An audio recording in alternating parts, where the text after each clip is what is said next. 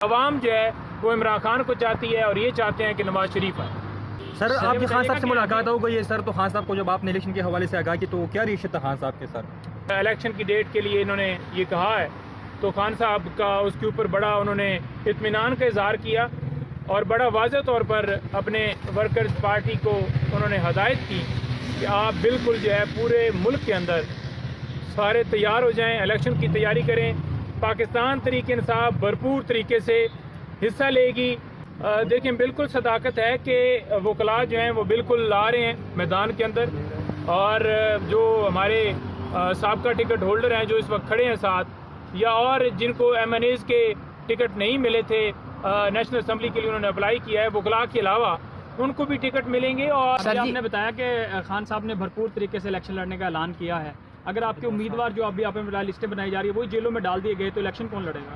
पाकिस्तान तरीके इंसाफ ने अपना पूरा लाएअमल बनाया हुआ है।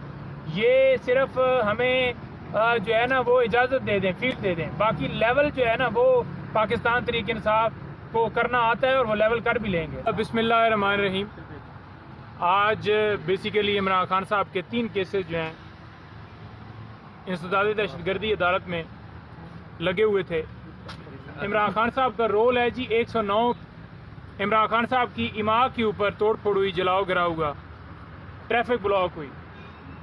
आप ये देख लें कि अगर फ़लस्तीन के हक़ में रैली निकाली जाती है तब भी जनाब FIR दर्ज, अगर अदलिया की आज़ादी के लिए रैली निकाली जाती है तब भी FIR दर्ज, और दहशतगर्दी के पर्चे दिए गए हैं।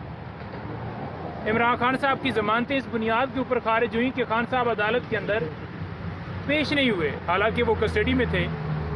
अदालत ने हुक्म देना था, सरकार ने सिक्योरिटी के इंतजाम करने थे और अदालत में पेश करना था।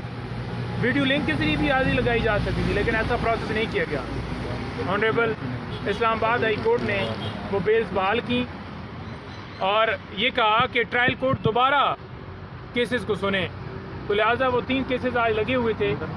एडजर्न हो गया कि प्रोसिक्यूटर साहब आज भी अवेलेबल नहीं थे। आपको पता है पहले भी ये हीले बहाने बनाए जाते हैं, वहाँ पर प्रोसिक्यूटर खुद पहुँच जाते हैं जब 420 सेकंड के अंदर बेल नवाज शरीफ साहब को देनी हो, और आकर बयान दे देते हैं कि हमें कोई इतराज़ नहीं है, बेशक इन्हें छोड़ दिया जाए, और एक तरफ प्रोसिक्यूटर जो हैं वो बहाने बनाते हैं। तो उसके साथ साथ हमने साइबर केस के अंदर सुप्रीम कोर्ट से रजू किया है। काजी फैसल साहब ने बड़ा ज़बरदस्त जो है उनका जो उन्होंने बेंच कंस्टिट्यूट हुआ था इलेक्शन के हवाले से, 8 तारीख, चलो एक डेट तो आ गई, लेकिन इसके साथ साथ अब ये भी ज़रूरी है कि खान साहब की बेल जो है वो भी जल्दी डिसाइड की जाए, और जो गिरफ्तारियां छापे इस वक्त मारे जा रहे हैं वो सिलसिला बंद किया जाए। हमने देखा कि मनसेरा के अंदर कल एक पुरअमन जो है वो कन्वेंशन किया गया, जिसके ऊपर धावा बोला गया पुलिस की तरफ से। एक तरफ वही पुलिस है जो बाकायदा तौर पर कुर्सियां लगाती है उन लोगों के लिए जिनके लिए ऊपर से डायरेक्शंस होती है, और एक तरफ वही हमारी पुलिस जो कि कुर्सियां उठाने का काम करती है और सोफे भी, और जो वहाँ पर चीज़ें उठा कर ले जाती है। तो ये दोहरा मेयार जो है बंद होना चाहिए। एक मुल्क में 2 कानून समझ से बाहर हैं। पाकिस्तान तरीके इंसाफ मुल्क की सबसे बड़ी जमात है, अगर उसको आप मौका नहीं देंगे, जो आज किया जा रहा है कि वर्कर्स को उठाया जा रहा है, कैंडिडेट्स की लिस्टें बनाई गई हैं, first year, second year, third year के मुख्तलिफ अदवार में उनको उठाया जाए और इनको लड़ने का मौका ही ना दिया जाए, तो ये बंद होना चाहिए। जब तक ये बंद नहीं होगा तो मुल्क कैसे आगे बढ़ सकेगा? कैसे आप कहेंगे कि मुल्क के अंदर कानून की बालादस्ती है, आइन की बालादस्ती है? तो हम ये सुप्रीम कोर्ट से दरख्वास्त करते हैं, क्योंकि वहाँ पर हमने दरख्वास्तें दी हुई हैं कि जो फंडामेंटल राइट्स की वॉलेशन पाकिस्तान में जिसकी कोई मिसालें नहीं मिलती हो रही है और आइन को मुसलसल पामाल किया जा रहा है, ये इसके ऊपर एक्शन लें और लोगों को इंसाफ मुहैया करें, क्योंकि अवाम जो है वो इमरान खान को चाहती है और ये चाहते हैं कि नवाज शरीफ आए। जी सर आपकी खान साहब से मुलाकात हो गई है सर, तो खान साहब को जब आपने इलेक्शन के हवाले से आगाह की तो क्या रिएक्शन था खान साहब के सर? देखिए, खान साहब से मुलाकात हुई उस दिन जो है जुमरात का दिन था, और यही इलेक्शन कमीशन की तरफ से स्टेटमेंट आई थी कि 11 तारीख को यानी कि 11 फरवरी को इलेक्शन करवा ली जाए। तो हमने खान साहब को बताया कि सर ये आज हियरिंग हो रही है और इलेक्शन की डेट के लिए इन्होंने ये कहा है, तो खान साहब का उसके ऊपर बड़ा उन्होंने इत्मीनान का इजहार किया और बड़ा वाज़ेह तौर पर अपने वर्कर्स पार्टी को उन्होंने हदायत की कि आप बिल्कुल जो है पूरे मुल्क के अंदर सारे तैयार हो जाएं, इलेक्शन की तैयारी करें। पाकिस्तान तहरीक इंसाफ भरपूर तरीके से हिस्सा लेगी। ये गिरफ्तारियां, ये छापे, ये सिलसिला चल रहा है, इसके ऊपर तो सुप्रीम कोर्ट में हमने रजू किया हुआ है और उन्होंने भी ज़रूर कहा कि वो एक्शन लें, लेकिन उन्होंने कहा कि किसी सूरत ये समझे ना कि पाकिस्तान तहरीक इंसाफ जो है पीछे हट जाएगी या हमारे पास उम्मीदवार नहीं है, तो बिल्कुल ये वहम निकाल दें और पाकिस्तान तहरीक इंसाफ भरपूर तरीके से इलेक्शन लड़ेगी। सर, सुनने में आ रहा है वकला को मैदान में उतारा जा रहा है, इस बात में सदाकत है? और कुछ के तो शायद टिकट भी कंफर्म हो गए हैं।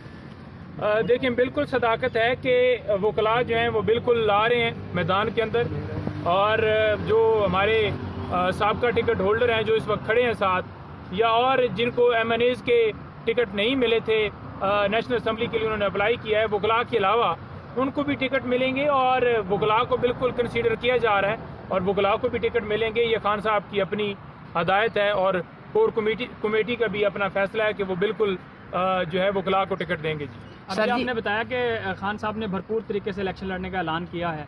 अगर आपके उम्मीदवार जो अभी आप में लिस्टें बनाई जा रही है वही जेलों में डाल दिए गए तो इलेक्शन कौन लड़ेगा? देखें, उम्मीदवारों की लिस्टें जो है ना 1 2 3 4 5 6 7 एक के पीछे 5 5 6 6 7 7 जो है ना उम्मीदवार रखे गए हैं। तो कोई अगर एक उठाया जाता है, अगवा किया जाता है, जो कि सिलसिला आप देख रहे हैं कि पूरे पाकिस्तान के अंदर जारी है, तो उसके मुतबादिल जो है पाकिस्तान तहरीक इंसाफ ने अपना पूरा लाएअमल बनाया हुआ है। ये सिर्फ हमें जो है ना वो इजाज़त दे दें, फील्ड दे दें, बाकी लेवल जो है ना वो पाकिस्तान तहरीक इंसाफ को करना आता है और वो लेवल कर भी लेंगे, क्योंकि अवाम पाकिस्तान तहरीक इंसाफ के साथ खड़ी है। सर इधर ही बोल सकते हैं ना? हाँ, बोल सकते हैं।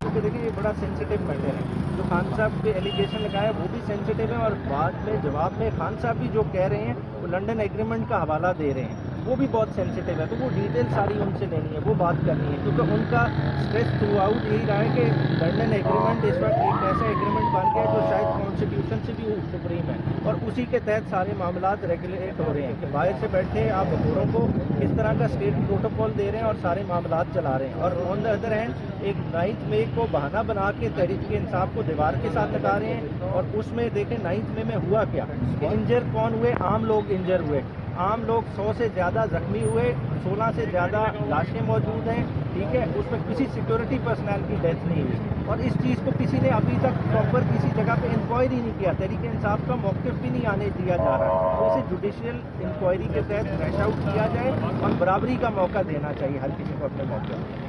खान साहब की सेहत के हवाले से बहुत सारे खदशात PTI की लीडर टीम पहले उठा चुकी है।